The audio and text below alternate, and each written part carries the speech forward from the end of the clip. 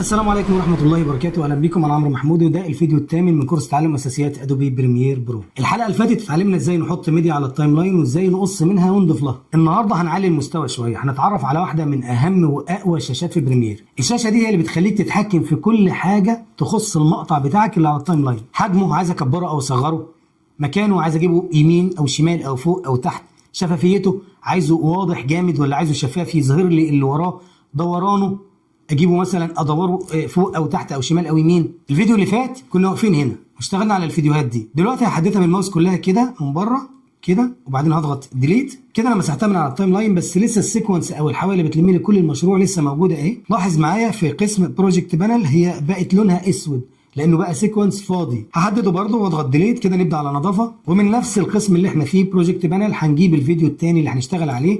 انا همسك الفيديو ده مثلا، هضغط عليه بالماوس، اسحبه معايا، اتني ماسك وضاغط لحد ما اوصل للتايم لاين، اسيب هنا كده. كده انا عندي على التايم لاين مقطع واحد فيديو محتاج اشتغل عليه. هنشتغل عليه بالقائمه الاساسيه اللي هنشرحها النهارده اللي هي قائمه افكت كنترولز. اول واهم خطوه ان انا لازم احدد الفيديو اللي انا عايز اشتغل عليه او المقطع اللي انا عايز اشتغل عليه. يعني احدد عليه كده بالماوس، اضغط عليه ضغطه واحده. بمجرد ما حددته كده، بعد ما ضغطت عليه اتحدد اهو، بمجرد ما حددته هروح فوق على الشمال هلاقي البانل اللي انا محتاجها اللي هي بانل افكت كنترولز. لو انت مش لاقيها هتجيبها من القائمه بتاعه ويندو اللي فوق دي، تضغط عليها هتفتح لك قائمه زي ما انت شايف كده. هتدور على الحاجه البانل اللي انت عايزها. احنا عايزين بانل افكت كنترولز اللي هي دي، هنضغط عليها هتجي لنا هنا. هي علشان عندي بالفعل شايف جنبها ايه؟ جنبها علامه صح. لو مش عندي هتلاقي مش جنبها علامه صح، دي علامه صح معناها ان هي عندي بالفعل. فلو مش عندي هضغط عليها هتجيلي في المكان اللي انا عايزه ده. هتلاقي كل خصائص قائمه افكت كنترولز ظهرت لك هنا، والخصائص دي هي اللي هنعمل بقى كل الشغل اللي احنا محتاجينه للفيديو بتاعنا اللي احنا اضفناه على التايم لاين ده. اللوحه دي اول ما بتيجي بتبقى مفتوحه دايما بالشكل ده، يعني بشكل تلقائي بتبقى مفتوحه الخصائص بتاعتها، فالخصائص باينه زي ما انت شايف كده. انا هقفل الاقسام الرئيسيه كده علشان اعرفك عليها. هتلاقي جنب كل قسم رئيسي سهم باصص لتحت كده، ده معناه انه مفتوح. هتضغط عليه علشان نقفله كده. اتقفل، لم كل الخصائص بتاعته جواه، السهم بص يمين اهو. بعد ما قفلنا لاحظ معايا تحت كلمه فيديو دي في 3 اقسام اساسيه: موشن يعني الحركه، اوباسيتي يعني الشفافيه، تايم مابنج دي مش محتاجينها دلوقتي. خلينا نركز دلوقتي على اول 2 دول. لو فتحنا قسم موشن بالضغط على السهم اللي جنبه ده هتلاقي جواه بوزيشن يعني الموضع، سكيل يعني الحجم، روتيشن يعني الدوران.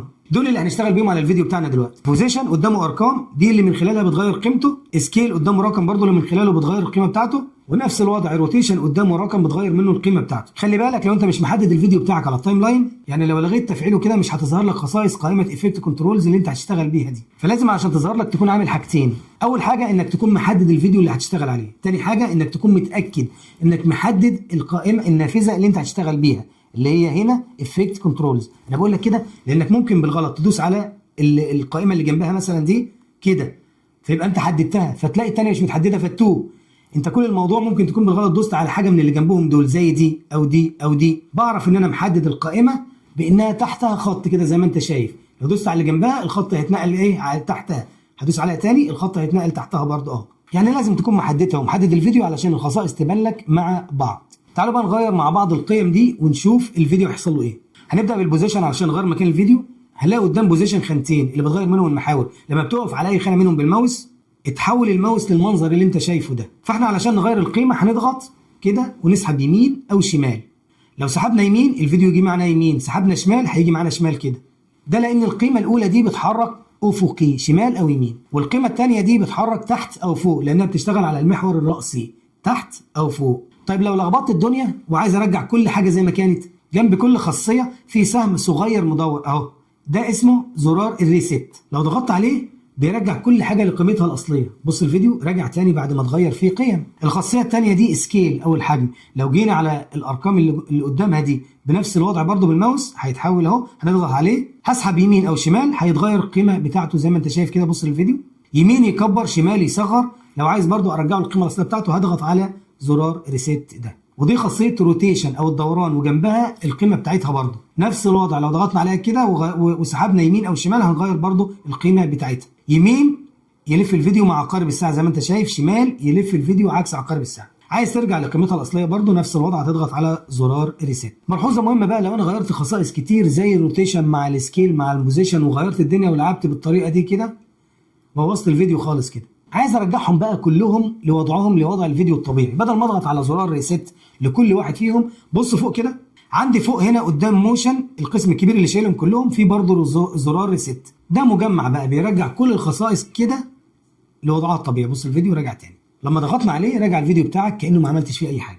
كده احنا خلصنا اللي لزمنا دلوقتي من قسم موشن، وزي ما احنا متعودين مع بعض اي خصائص ما جاش ميعادها لسه هنشرحها في ميعادها.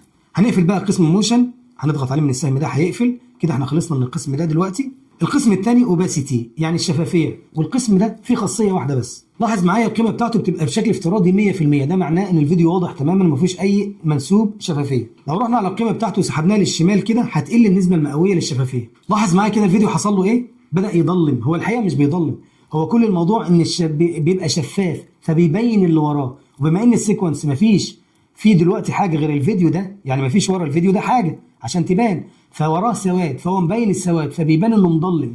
يعني لو احنا حطينا دلوقتي اي حاجه زي ما هنعمل مع بعض بعد كده اي فيديو تاني تحت وعملنا شفافيه للفيديو اللي احنا بنشتغل عليه ده، فالفيديو اللي تحت هو اللي هيبان، وده هوريه لكم. النهارده اتعلمنا مع بعض ازاي نوصل لقائمه افكت كنترولز، وتعلمنا ازاي نغير في الخصائص الاساسيه لاي فيديو او اي حاجه انت ضايفها على التايم لاين. مطلوب منكم دلوقتي تجربوا تغيروا المكان، الدوران، تغير زي ما انت شفت. غير، جرب مره واثنين وثلاثه علشان الحاجه تثبت في دماغك. حلقه النهارده كانت دسمه شويه، لكن قسم افكت كنترولز هو مفتاح الابداع لاي فيديو انت شغال عليه. اتقانك ليه هيفتح لك ابواب كتير جدا في الشغل. الحلقه الجايه ان شاء الله هناخد اللي اتعلمناه ده ونعمل بيه اول حركه لينا في الفيديو او ما يسمى بالكي فريم. الموضوع هيبدا يبقى ممتع اكتر. ما تنسوش اللايك، الاشتراك، واشوفكم الحلقه الجايه ان شاء الله. السلام عليكم.